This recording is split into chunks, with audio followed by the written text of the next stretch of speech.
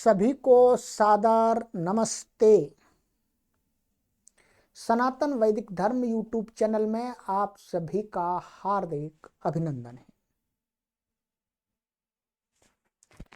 आइए मित्रों, कर्म फल विवरण की श्रृंखला को हम पढ़ रहे हैं, स्वाध्याय कर रहे हैं और बहुत ही अच्छा ज्ञान हम सभी को सरल भाषा में प्राप्त होगा। शास्त्रों का सार हमको यहाँ पर प्राप्त हो रहा है।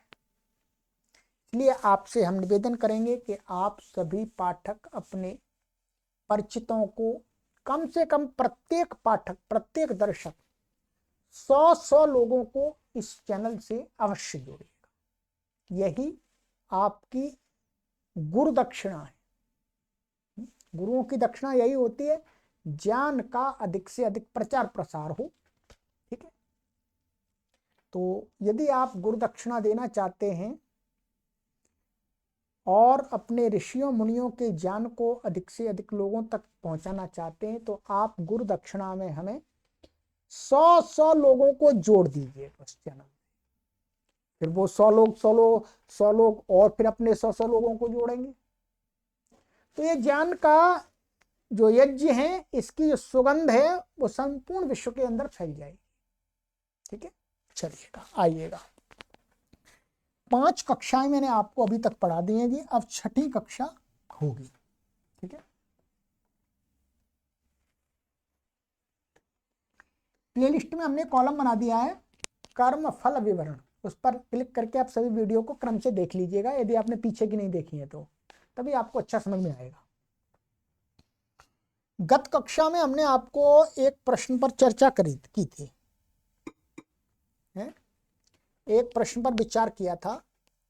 ये प्रश्न था हमारा कि कर्मों का कर्ता कौन है। ये 5वां प्रश्न था इस पुस्तक में। कर्मों का कर्ता कौन है, इसके विषय में हमने सिद्धांत निकाल लिया था कि कर्मों का कर्ता कौन होता है। इस शरीर का जो मुख्य आत्मा होता है वो होता है। गौण आत्माएं भी नहीं होती हैं, ध्यान रखेंगे। ना तो परमात्मा होता है, ना कोई शैतान होता है, ना कोई भूत प्रेत होता है, चुड़ैल होती है। कौन होता है? इस शरीर में रहने वाला मुख्य आत्मा। ठीक है, तो इस पर तो पूरी चर्चा हमारी लंबी हो गई थी। अब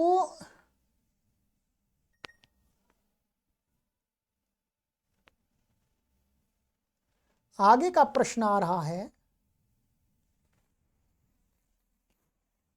प्रश्न नंबर 6। कर्मों का फल कौन देता है, इस पर भी चर्चा करेंगे। ये भी बहुत सारे लोगों को डाउट रहता है। ठीक है, तो इसमें भी क्लियरिटी आनी चाहिए, हमारे विचारों में क्लियरिटी आनी चाहिए कि कर्मों का फल अपने आप मिलता है या हमारा जीवात्मा कर्ता अपने आप ही ले लेता है, अथवा कोई देने वाला है उस पर। तो कर्मों का फल कौन देता है, इस पर उत्तर आपको दिया जा रहा है। जीवों के द्वारा किए गए कर्मों का मुख्य फल दाता सर्वज्ञ शक्तिमान न्यायकारी परम पिता परमात्मा ही है। ध्यान रखेंगे, यहां पर एक बात विशेष ध्यान रखें। जीवों के द्वारा किए गए कर्मों का मुख्य फल, ये फल भी 2 प्रकार का होता है। एक गौण फल होता है और एक मुख्य फल। यहां मुख्य फल को बता रहे हैं, गौण फल की बात नहीं कर रहे, उसको बताएंगे कि हमने कोई कर्म किया, उसका जो मुख्य जो फल है वो उसका देने वाला कौन है? सर्वज्ञ। सर्वज्ञ का अर्थ होता है सब कुछ जानने वाला, सर्वशक्तिमान, जिसके अंदर सभी प्रकार की शक्तियां, माने सभी प्रकार की शक्तियों का अर्थ है इस सृष्टि को संचालित करने के लिए जो शक्तियां चाहिए वो सभी शक्तियां। न्यायकारी, जिसके अंदर न्यायकारित्व, जो न्याय करता है, अन्याय कभी नहीं करता। परम पिता परमात्मा ही है फल देने वाला। किंतु ध्यान रखें, किंतु मनुष्यों के कर्मों का फल केवल ईश्वर ही देता है, ऐसा नहीं। ये मैंने बता दिया। मुख्य फल की तो बात हो गई, और कोई ऐसा सोचेगा हर कर्म का फल परमेश्वर ही दे रहा है, ऐसा नहीं समझना चाहिए। क्या? किंतु मनुष्यों के कर्मों का फल केवल ईश्वर ही देता है, ऐसा नहीं। यदि ऐसा मानते हैं तो गलत है। बाल्यकाल में बच्चों को उनके द्वारा किए गए अच्छे बुरे कर्मों का फल उनके माता पिता आदि द्वारा दिया जाता है। अब इसी बात को समझा रहे हैं कि बाल्यकाल में जब बच्चा कोई बच्चों को क्या है, उनके द्वारा, बच्चों के द्वारा कोई अच्छा कार्य किया जाता है, कोई बुरा कार्य किया जाता है, तो अच्छे बुरे कर्मों का फल कौन देता है? माता पिता। कोई खिलौना ला के देते हैं, कभी अच्छा कुछ कार्य कर दिया, रिजल्ट आ गया, कुछ उसको गिफ्ट देते हैं, कुछ गलती कर दी तो उसका चपा चपा थपेड़ा भी देते हैं, पिटाई भी करते हैं, दंडित भी करते हैं। तो बुरे कर्मों का फल माता पिता आदि द्वारा दिया जाता है। विद्यालय में विद्या पढ़ते हुए अध्यापक आचार्यों द्वारा भी विद्यार्थियों के कर्मों का फल दिया जाता है। ठीक बात है। विद्यार्थी नकल कर रहा है तो अध्यापक उसको डांटेगा, दंड देगा, उसमें तो ईश्वर नहीं आएगा बीच में, तो दिया जाता है। इसमें आप अनेक प्रकार से घटा सकते हैं। नहीं पढ़ रहा है तो अध्यापक उसको थप्पड़ लगाता है, डंडा लगाता है। वैसे आज के समय में तो नहीं लगाते हैं, वो नियम बन गया है, परंतु डांटते तो हैं ही, डांटते तो हैं, या स्कूल से बाहर कर देते हैं, ये भी तो फल ही है। समाज गांव नगर में रहते हुए अच्छे बुरे कर्मों का फल समाज के नेता, सरपंच, पुलिस, न्यायाधीश, नगरपालिका आदि द्वारा भी दिया जाता है। सबको बता रहे हैं, ठीक है, बहुत सुंदर बात है। जब समाज में रहते हैं, गांव में रहते हैं, नगर में रहते हुए भी अच्छे बुरे जो कर्म करते हैं उनका हमें समाज भी तो हमें दंड करता है, फल देता है। अच्छे काम करते हैं तो हमारे सिर पर वो मुकुट चढ़ाते हैं, मुकुट लगाते हैं, सम्मानित करते हैं। और जब बुरा कर्म कर देते हैं तो कभी कभी ज्यादा बुरा कर देते हैं तो गले में जूते चप्पल लटका करके, मुंह काला करके फिराते भी है समाज के लोग। पुलिस भी ऐसे ही करती है, दंडित, सरपंच भी करता है, न्यायाधीश, नगरपालिका आदि द्वारा भी दिया जाता है। सेवा नौकरी आदि करते हुए, यहाँ पर ये मिस हो रहा है, मैं पढ़ रहा हूँ, सेवा नौकरी आदि करते हुए सेवक, कर्मचारी, कार्यकर्ताओं को उनके स्वामी, सरकार,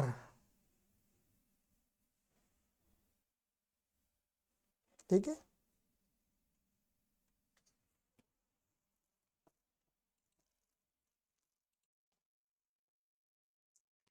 तो ये कह रहे हैं कि जैसे हम सेवा करते हैं, नौकरी करते हैं, तो उसमें क्या है, जो सेवक, कर्मचारी आदि कार्यकर्ताओं को उनका स्वामी और मालिक, अथवा सरकार की नौकरी करते हैं, सरकार, ठीक है, सरकार के अधिकारी, यहाँ पर वास्तव में सरकार के अधिकारियों द्वारा भी फल दिया जाता है, सस्पेंड कर दिया जाता है, या प्रमोशन कर दिया जाता है, ठीक है, या मालिक वेतन कम कर देता है कभी।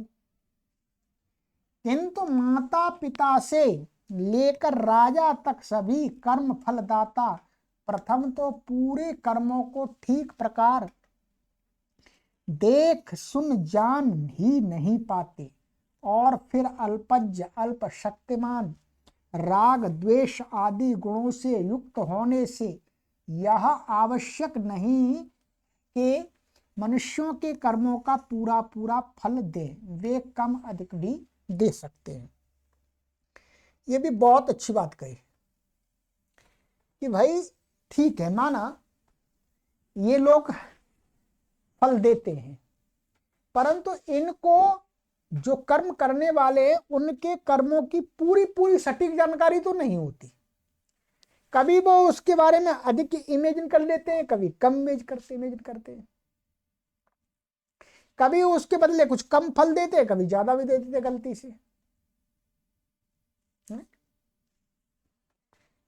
ठीक है, तो वे कम और अधिक भी दे सकते हैं। परंतु परमात्मा मनुष्यों की प्रत्येक क्रिया को लगातार देख सुन जान रहा होता है, इसलिए परमात्मा है सर्वज्ञ, ये जो जीवात्माएं हैं अल्पज्ञ।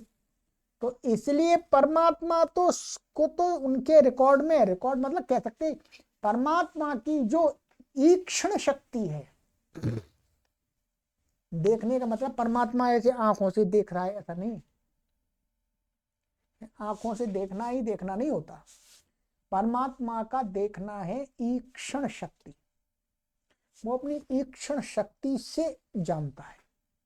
अब ईक्षण शक्ति क्या है ये आपको दर्शनों में समझ में आएगी, और दर्शनों में तब समझ में आएगी जब आप जो समाधि को प्राप्त हुए जो लोग हैं, योगी आदि है, उनके द्वारा बताई गई बातों पर विश्वास करेंगे, तब उसको ही दार्शनिकों ने ईक्षण शक्ति नाम दिया है। परमात्मा की वो ईक्षण शक्ति है, वो सब कुछ देख रही जान रही होती है, ठीक है। तो उसी को इसमें इन्होंने एक प्रमाण दिया है, मनुस्मृति का श्लोक उठाया है 8वें अध्याय का 62वां श्लोक, ठीक है, अपनी बात को परिपुष्ट करने के लिए। एको हमस्मीत्यात्मानं यत्त्वं कल्याणं मन्यसे नित्यं स्थितस्ते हृदयेषु पुण्य पापेक्षिता मुनिः। भावार्थ इसका ये है, अर्थ, हे भद्र, जो तू यह मानता है कि मैं आत्मा अकेला ही अंदर बैठा हूं तो ठीक नहीं, क्योंकि सबके पुण्य व पाप कर्मों को देखने वाला सर्वज्ञ न्यायकारी परमात्मा मुनि तेरे हृदय में अवस्थित रहता है, ठीक है। किसी मनुष्य को लेकर के कहा, हे मनुष्य, तू यदि ये जानता है कि मैं अकेला ही अंदर बैठा हूं और कोई नहीं है, और मेरे कर्मों पाप पुण्य जो कर्म है उनको देखने वाला कोई दूसरा नहीं है, नहीं, तू ही अकेला देखने वाला है, ऐसा नहीं है, साथ में परमात्मा भी बैठा हुआ है, परमात्मा भी व्याप्त है, परमात्मा भी क्या है, व्याप्त है। तो ये श्लोक से तो इसलिए वो परमात्मा सर्वज्ञ न्यायकारी परमात्मा मुनि माने ईश्वर सत्ता है, वो तेरे हृदय में विराजमान है। जिन कर्मों का फल उपर्युक्त व्यक्तियों द्वारा दिया जा चुका होता है, उनमें जो कमी होती है या जिन कर्मों का फल किसी भी व्यक्ति के द्वारा नहीं मिलता, उन सब अवशिष्ट कर्मों का फल अंत में ईश्वर ही दे देता है, ध्यान रखेंगे। बस ये हुआ मुख्य, अर्थात यदि ज्यादा दे दिया तो फिर उसके कर्म दूसरे बचे हुए उनमें से कम करेगा, अर्थात अंततः तो परमात्मा ही देख करके भाई इसने इस प्रकार के कर्म किए हैं, इस प्रकार के संस्कार हैं, इसको इतना भोग प्राप्त हो गया है और शेष भोग अभी इसका बाकी है, वो फिर ईश्वर देगा, क्योंकि दूसरे लोग तो पूरा पूरा जान नहीं सकते, बता दिया। अब कहते हैं, देखिएगा,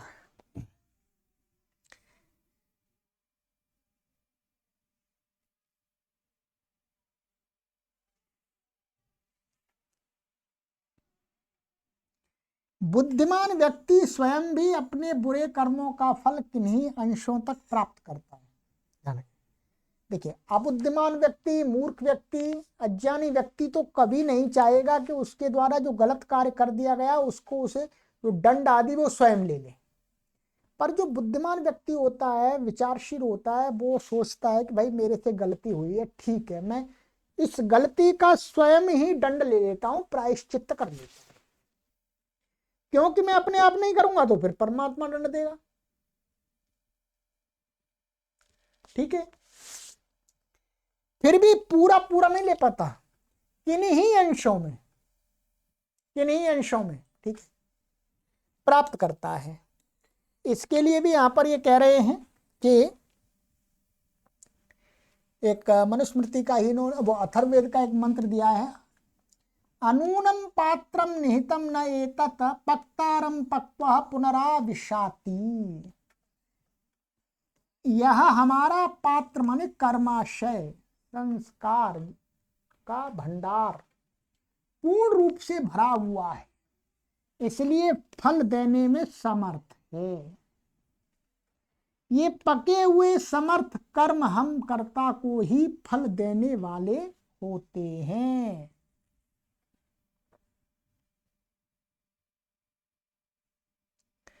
इसी में एक श्लोक और उद्धृत कर रहे हैं चाणक्य नीति का।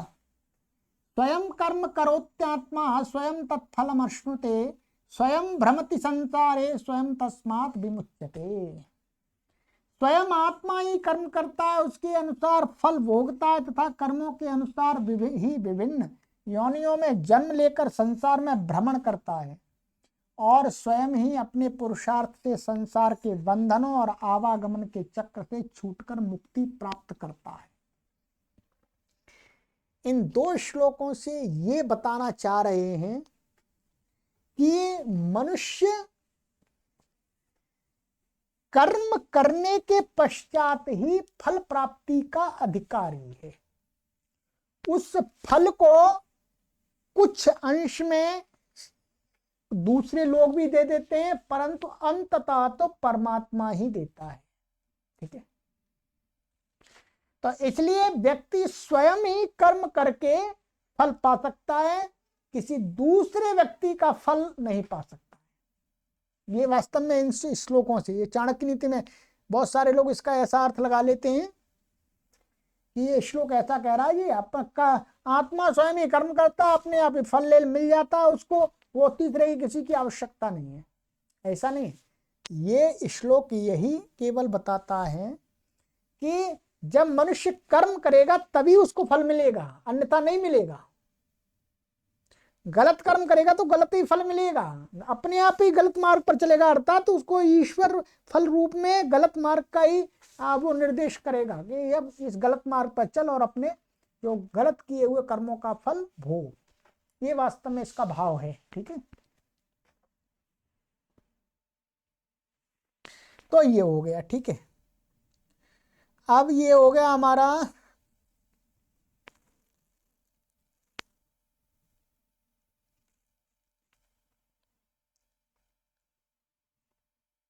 चलिए एक प्रश्न और लेते हैं आज। 7वां प्रश्न है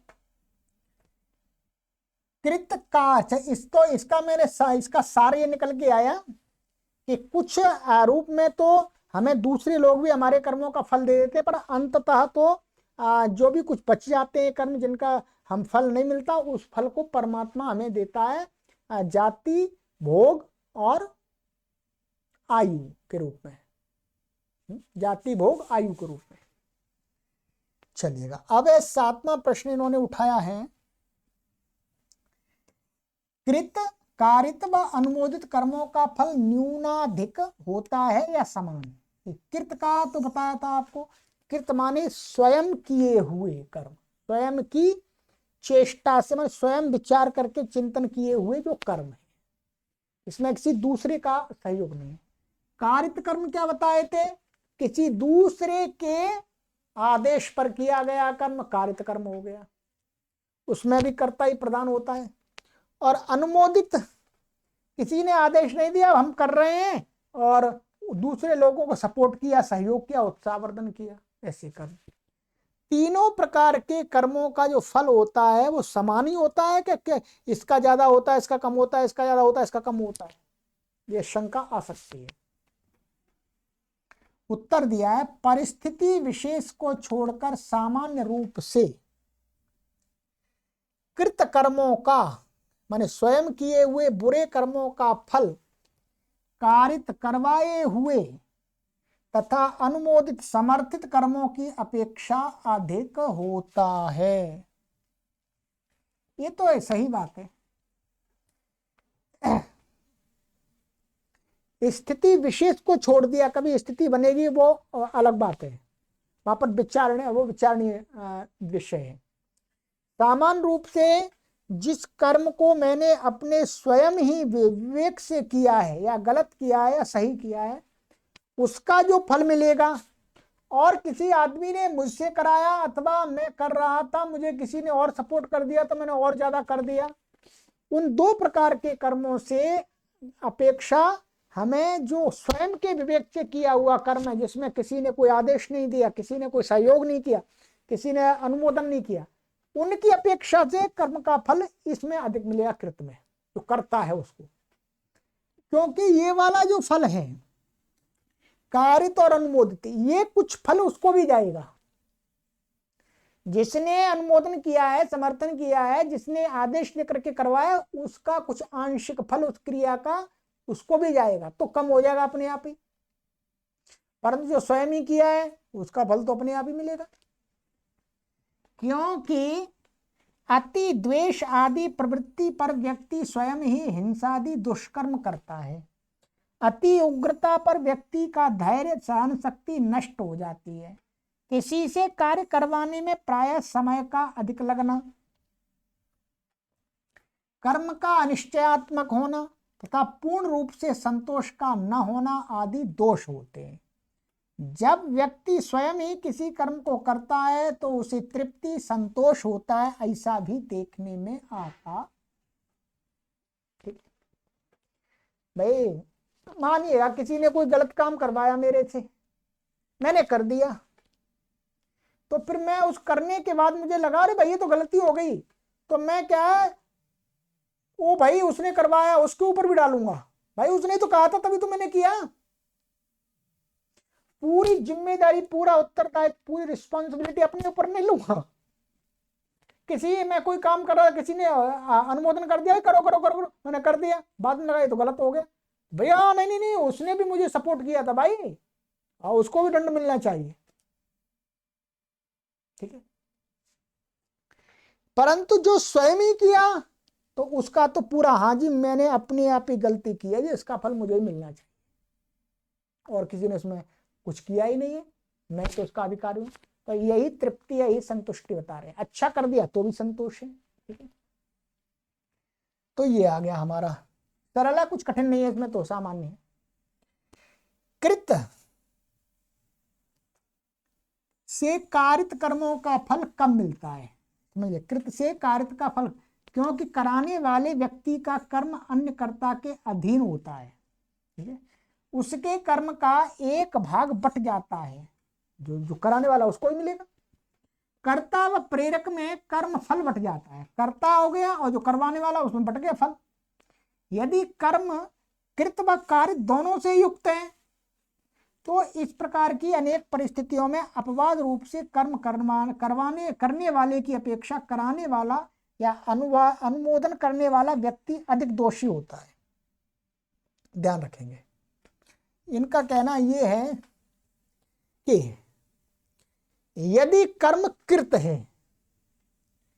भाई मैं कर रहा हूं और किसी ने मुझे आदेश भी दे दिया अथवा मुझे अनुमोदन कर दिया, माना गलत कर रहा हूं मैं, तो कार्य दोनों से युक्त होने पर, माने आदेश भी दे दिया समर्थन भी कर दिया किसी ने, तो इस प्रकार की अनेक परिस्थितियों में क्या हो जा, अपवाद रूप में जो कर्म करने वाला है की अपेक्षा कराने वाला और अनुमोदन करने वाला भी दोषी अधिक माना जाता है।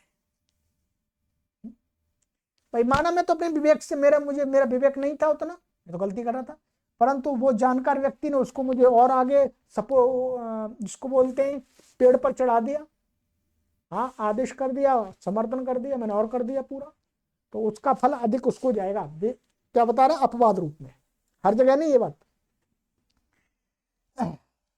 अधिक दोष होता है। यह उस स्थिति में ही संभव है जब कि प्रेरक आदेश करता है, समर्थक व्यक्ति शक्ति बुद्धि सामर्थ्य पद प्रतिष्ठा आदि दृष्टियों से बड़ा होता है, करने वाले से बड़ा होता है। करने वाला है जो क्रिया कर रहा है, तो जो उसका समर्थन करने वाला, उसको आदेश देने वाला, उसका सोच विचार, उसकी एजुकेशन, उसका सामर्थ्य अधिक है हर रूप से, तो वो दोषी होगा। यदि वो निर्बल है, वो मूर्ख है, तो फिर नहीं होगा। कोई मूर्ख व्यक्ति, मैं कोई कार्य कर रहा हूं गलत, तो उसमें समर्थन कर दे, उसको आदेश कर दे, तो फिर वो दोषी नहीं होगा, वो उसका तो ज्ञान ही नहीं है इतना। तो ठीक है, समाज में ध्यान देंगे, समाज में जिसका प्रभाव वर्चस्व अधिक होता है वह अपने इन गुणों के कारण निम्न स्तर वाले व्यक्ति को कार्य करने हेतु प्रभावित प्रेरित करके विवश भी करता है। भाई आपने देखा होगा है, कुछ जो लीडर होते हैं बलशाली होते हैं है? तो वो क्या है, जो गरीब दुर्बल असहाय व्यक्ति है उनसे गलत काम करवाते रहते हैं। ठीक है, तो वहां वो ऊपर है, इसलिए उनका उसके द्वारा किया गया, जो निर्बल असहाय के द्वारा गलत काम किया गया उसका फल अधिक उसको मिलेगा जो करवाने वाला है।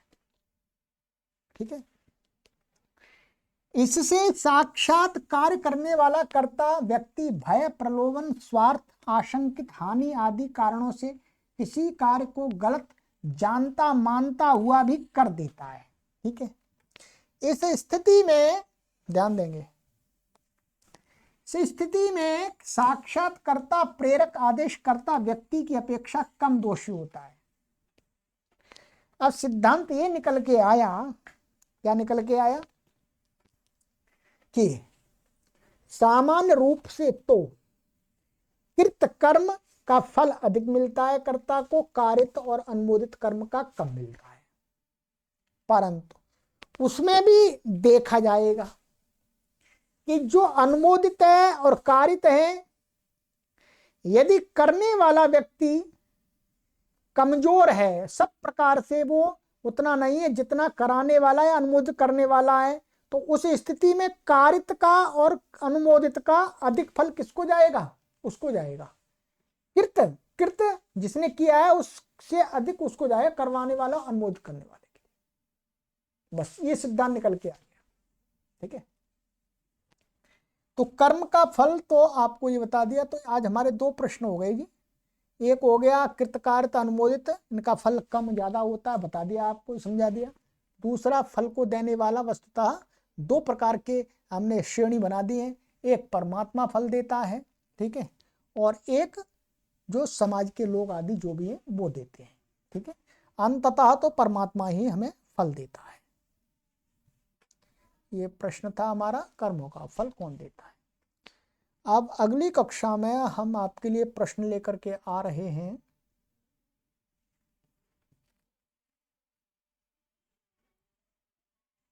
8वां, मानसिक वाचनिक शारीरिक इन 3 प्रकार के पाप कर्मों से अधिक दंड किसको मिलता है।